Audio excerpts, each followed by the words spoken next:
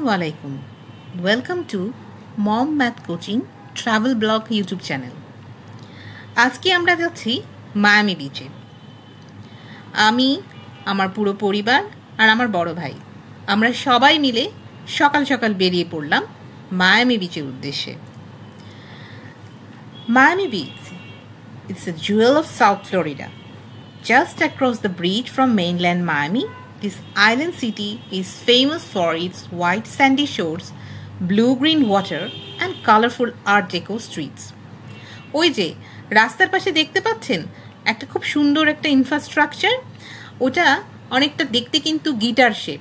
এটা রাতের বেলাও আমি একটা ভিডিওতে কোনো এক ফাঁকে দেখিয়ে দিব। এই বিল্ডিংটার রাতের বেলার ভিউটাও খুব ভালো লাগে, কারণ পুরো বিল্ডিংটা জুড়ে থাকে নানান রকমের নানান রঙের লাইটিং। সো আমরা চলে যাচ্ছি মায়ামি বিচ। একটুখানি বলে রাখি এর মধ্যে, যারা আমেরিকা জার্নি করবেন সামনে, আপনারা প্রথমেই যেই স্টেটেই যান না কেন তার আগে একটু বাংলাদেশে থাকতেই নিজেরা ওই স্টেট সম্পর্কে, ওইখানে কি কি দেখার আছে, ওখানে কোথায় ঘোরার জায়গা আছে, কোথাও কি কোনো বিচ আছে কি না, সব কিছু একটু জেনে নেবেন। আসলে জানার কোনো শেষ নাই, আর জানতে পারলে খুব ভালো হবে। এই যে আমরা পৌঁছে গেলাম মায়ামি বিচে। ওয়াও, একটা ট্যুরিস্ট প্লেস, এত সুন্দর। আমরা কিন্তু ওই বিচের পাশেই একটা বে সাইড মার্কেট প্লেস ছিল। বে সাইড মার্কেট প্লেস হলো একটা lively shopping mall by the water, where you can shop for souvenirs, enjoy delicious food, and even take a boat tour of city. আমরা ঘুরে ঘুরে দেখছিলাম, খুব সুন্দর, অনেক খাওয়ার রেস্টুরেন্ট, তারপরে প্রচুর ট্যুরিস্ট ছিল, তারা খুব এনজয় করছিল। আমরাও যতটুকু পারছিলাম দেখছিলাম। এই যে লেখা বে সাইড। বেশ অনেকখানি হাঁটতে হচ্ছিল, কিন্তু হাঁটতে আমাদের একটুও কষ্ট হচ্ছিল না, কারণ চারদিকের ভিউটা এত সুন্দর ছিল আর আশেপাশের মানুষরাও এত এনজয় করছিল যে আমাদের খুব ভালো লাগছিল। সো আমরা এগিয়ে গেলাম সামনের দিকে। আর এর মধ্যে দর্শকদেরকে বলে রাখি, আসলে আমরা বেশি একটা প্রফেশনাল ক্যামেরাম্যান না, সো আমাদের ভিডিও করার সময় অনেক ভুল ত্রুটি থাকবে। আমি আশা করব এই ভুল ত্রুটিগুলো আপনারা ক্ষমা সুন্দর দৃষ্টিতে দেখবেন। ওই যে দূরে দেখতে পাচ্ছেন একটা ফেরিস হুইল, ওই হুইলে চড়লে আপনি উপর থেকে অনেক কিছু দেখতে পারবেন।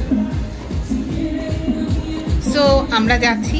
এই যে বোট ট্যুরের কথা বলেছিলাম, এখানে অনেক ক্রুজ করা যায়, যেমন অনেক মানুষ এখানে, যেমন এই যেখানে আইল্যান্ড সিটি ট্যুর আছে, তারপরে এখানে অনেক, আমি দেখছিলাম যে অনেক ট্যুরিস্টরা বেশ টিকিট কেটে এই বোটগুলোতে যাচ্ছিল, এবং খুব সম্ভবত তারা ওই পারে তারা একটা ক্রুজ বা ট্রিপে যাচ্ছিল। তো আমরা উঠিনি, আমরা জাস্ট এই পার্ট থেকেই পুরো দৃশ্যটা এনজয় করছিলাম। আর এখানে না একটা ইন্টারেস্টিং পার্ট আছে, আপনি যখন, বা আমেরিকাতে আমি সব স্টেটেই দেখলাম যে আপনি যখন ফ্যামিলি গ্রুপ ছবি তুলতে যাবেন, অনেক সময় হয় না কেউ বাদ গেল, কে ছবি তুলবে, আমরা হয়তো সেলফি তুলবো না, কেউ একজন তুলবে। সো ওখানে দেখা গেছে ওরা এত বেশি ফ্রেন্ডলি যে কেউ না কেউ এসে হঠাৎ করে হয়তো বলতো, তোমাদের ফ্যামিলি ছবি কি আমি তুলে দিব? সো এই যে আমরা চলে আসলাম একটা লাইভ পারফরমেন্স দেখতে। ওখানে ল্যাটিন সং, তারপরে স্যালসা ডান্স হচ্ছিল, মানুষরা খুব এনজয় করছিল। আপনি যদি স্যালসা ডান্সে এক্সপার্ট হন, ট্রাই করতে পারেন। আমরা ট্রাই করিনি, কারণ আমরা স্যালসা সম্পর্কে আমাদের কোনো ধারণাই নাই, কিন্তু আমরা ওই লাইভ পারফরমেন্সের যে অডিয়েন্সদের বসার জায়গা ছিল, ওইখানে বসে বসে খুব এনজয় করছিলাম।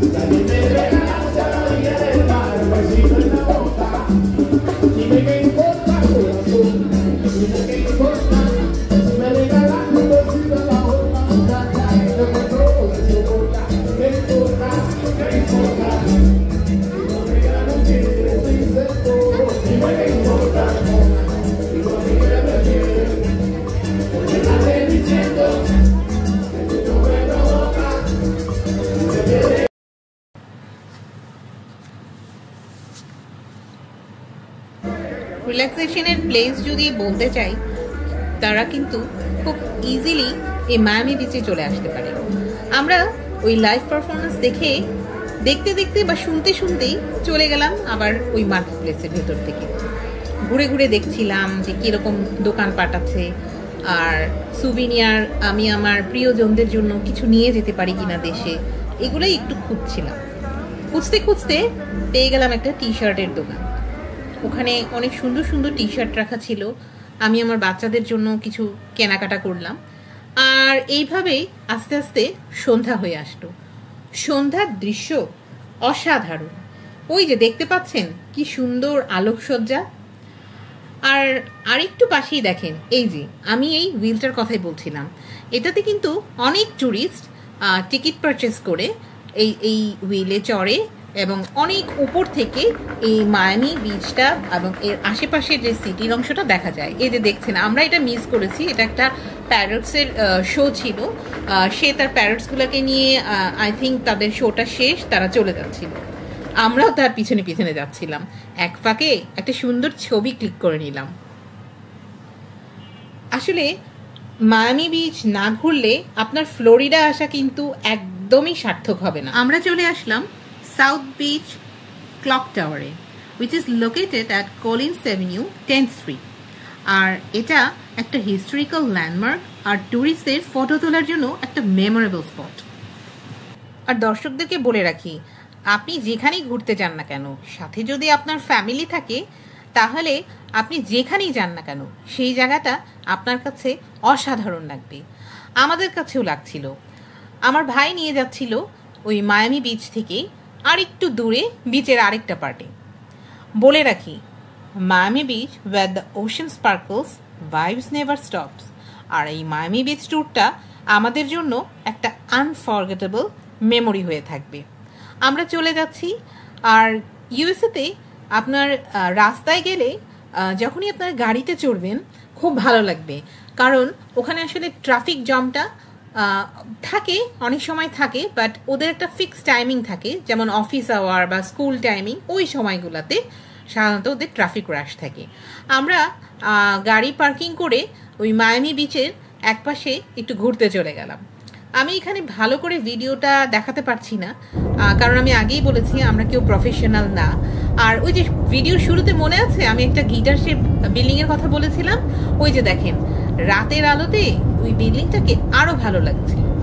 আমি যতদূর জানি আমরা আসলে ওই বিল্ডিংয়ের খুব কাছাকাছি যাওয়ার আসলে আমাদের সময় হয়ে ওঠেনি। ওখানে মেবি কোনো রেস্টুরেন্ট বা কনসার্ট এই টাইপের কিছু থাকে। সো আজকে এই পর্যন্ত। সবাই আমার চ্যানেলটা লাইক করেন, সাবস্ক্রাইব করেন। Thank you.